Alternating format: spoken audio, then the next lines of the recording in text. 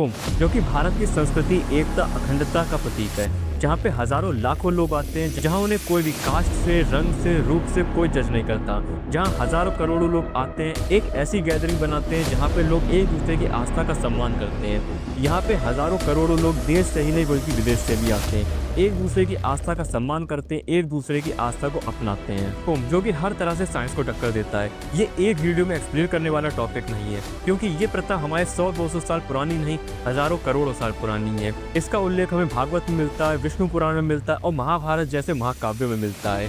ये सच्चाई है कि कैसे आस्था के प्रतीक प्रयागराज को मुगल शासन में 1583 में इलाहाबाद बनाया गया, उसके बाद ब्रिटिश काल में इसे इलाहाबाद बनाया गया और फिर स्वतंत्र भारत में 2014 के बाद इसे पुनः प्रयागराज बनाया गया। ये सच्चाई है कि कैसे मुगल टाइम पे आस्था के ऊपर लगाया गया जजिया, ब्रिटिश काल में लगाया गया पिलग्रिम और इंडिपेंडेंट भारत में 2014 से पहले तक लगाया गया मेला टैक्स है। शायद तभी द गार्डियन न्यूज़पेपर ने अपने एडिटोरियल में 2014 के बाद लिखा था, India under the Congress party was in many ways a continuation of British Raj by other means. Bharat में होने वाला कुंभ सिर्फ प्रयागराज में नहीं होता है, ये भारत में 4 जगहों पे होता है, उज्जैन में, प्रयागराज में, नासिक में और हरिद्वार में। इन 4 जगहों पे होने के पीछे भी एक काफी इंटरेस्टिंग स्टोरी है, जैसे स्टोरी न कह के हम रियलिटी कह सकते हैं। ये उस समय की बात है जब समुद्र मंथन हो रहा था। समुद्र मंथन के दौरान जब अमृत कलश मिला था, उसके पीछे दैत्यों में और देवों में जो लड़ाई हुई थी, उस समय उस अमृत कलश से 4 बूंदे गिरी थी, जो कि 4 बूंदे इन 4 जगह नासिक, हरिद्वार, प्रयागराज और उज्जैन में गिरी थी, जिस वजह से आज के टाइम पे यहाँ पे कुंभ का मेला मनाया जाता है। ये कुंभ एक आस्था का प्रतीक है, एक विश्वास का प्रतीक है। यहाँ पे हजारों करोड़ों लोग उस सवाल का जवाब देते हैं जिस सवाल को हजारों सालों से हम पे थोपा जाता है कि सनातन धर्म में हजारों कास्ट हैं। अगर इन कास्ट के मतलब ही आपको समझने, इतनी हजारों कास्ट को आपको जानना है, तो आपके लिए सबसे अच्छा रहेगा हर्बर्ट रीजली की बुक, जिसमें इन्होंने इंडिया में किए गए सेंसस के बारे में बताया था कि कैसे इंडिया में 6000 से ज्यादा कास्ट को बनाया गया था। फिलहाल अभी हम लोग अपने टॉपिक पे वापस आते हैं और इसे समझने की कोशिश करते हैं कि कुंभ मनाया क्यों जाता है, कैसे ये साइंस को हर तरह से टक्कर देता है। कुंभ को 12 साल में मनाया जाता है। इसके पीछे भी एक रीजन है, क्योंकि काफी सारे सोचने वाले लोग ये कह सकते हैं कि 5 साल या फिर एक राउंड फिगर में 10 साल में क्यों नहीं मनाया जाता। कुंभ को 12 साल के बाद इसलिए मनाया जाता है क्योंकि जब जुपिटर अपनी कंप्लीट साइकिल सन का एक पूरा चक्कर लगा लेता है, उस टाइम पे कुंभ मनाया जाता है।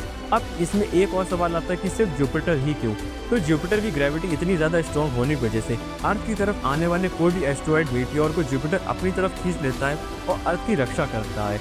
ये चीज को हमारे ऋषि मुनियों ने हजारों करोड़ों साल पहले पता कर लिया था, जैसे कि आज के टाइम पे साइंस ने 16th सेंचुरी में पता करा था, जब वर्ल्ड में टेलीस्कोप की डिस्कवरी हुई थी, जो कि इस बात को क्लियरली दिखाता है कि हमारे पास, हमारे ऋषि मुनियों के पास ज्यादा नॉलेज थी, ज्यादा वो इंटेलिजेंट थे। तभी आज की साइंस उनकी बातों को, उनके लिखे हुए वेदों को, ग्रंथों को, पुराणों को सिर्फ चेक करती है, ना कि रिसर्च करती है।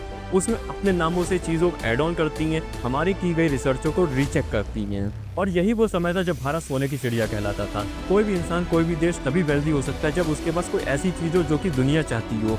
जब वो उस अच्छी चीज़ को किसी को सर्व कर सकता है, तभी पूरी दुनिया उसकी तरफ अट्रैक्ट होती है, उससे उस चीज़ को हासिल करना चाहती है, जिससे वेल्थ जनरेट होती है, जिससे नॉलेज जनरेट होती है। जितनी भी विदेशी ताकतों ने भारत के ऊपर आक्रमण किया, उन्होंने सिर्फ भारत की संप्रभुता को ही नष्ट नहीं करा, हमारे अंदर से हमारी संस्कृति के प्रति हमारी आस्था को, विश्वास को, सम्मान को भी खत्म कर दिया। जब भारत के ऊपर विदेशी आक्रमण हो रहे थे, तो कभी गौरी ने, कभी गजनी ने, कभी मुगलों ने भारत की संप्रभुता को अच्छे तरह से नष्ट किया, हमारी मानसिकता को इस कदर बदल दिया, आज भी हमारे लिए वही लुटेरे महान बने रहे।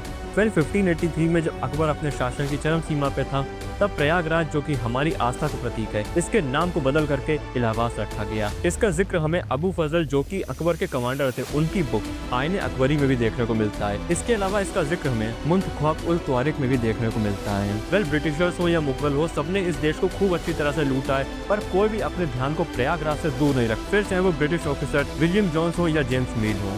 विलियम जोन्स ने अपनी book the work of William Jones में लिखा है, the great festival at Prayag where the sacred river meet is one of the most revered and holy occasion in the Hindu religious calendar. तो वही जेम्स मिल ने भी अपनी book the history of India में प्रयागराज के बारे में लिखा है, the Kumbh Mela is a religious assembly held once every 12 years, is considered the most sacred gathering of Hindu. Pilgrim travel vast distance to participate in the rituals, believing that bathing in holy river is a sacred confluence. तो कई ऐसे British officers भी थे जिन्होंने हमारे प्रयागराज के कुंभ मेले को अपनी इनकम का एक सोर्स बना लिया था। तो जैसा कि हमें बेगम थग्स इंग्लिशमैन जो कि बुक फैनी पार्क से लिखी थी, इस बुक में हमें बताया गया था कि कैसे ब्रिटिशर्स ने हमारे कुंभ मेले को काफ़ी ज़्यादा एक्सप्लॉइट करा, कैसे हम लोगों से टैक्स का कनेक्शन किया। एक इंटरेस्टिंग फैक्ट है कि 1882 में ब्रिटिशर्स ने हमारे कुंभ मेले से 49,000 से ज़्यादा का टैक्स कलेक्ट किया था। ये वो टाइम था जब इंडियंस की वेजेस डबल डिजिट में भी नहीं होती थी। इसमें 10,000 से ज़्यादा का टैक्स सिर्फ बार्बर से ही कलेक्ट किया गया था। ये सारी चीज़ें हमारे इंडिपेंडेंस से पहले तक थी, पर इसमें कोई खास ऐसा बदलाव इंडिपेंडेंस के बाद भी देखने को नहीं मिला।